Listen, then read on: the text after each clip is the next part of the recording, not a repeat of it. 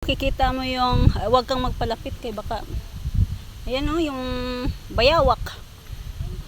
Kawawa naman yung bayawak doon sa amin, napatay ba? Pinatay namin. Ha? Ayan. Malaki.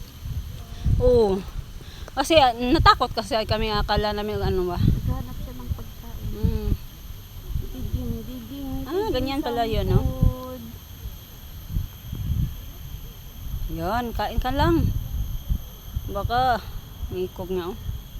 Yan. Para din siyang turtle kung ano ba. Gamit din nila yung kamay nila eh. Mga gat kaya yan, hindi na siguro.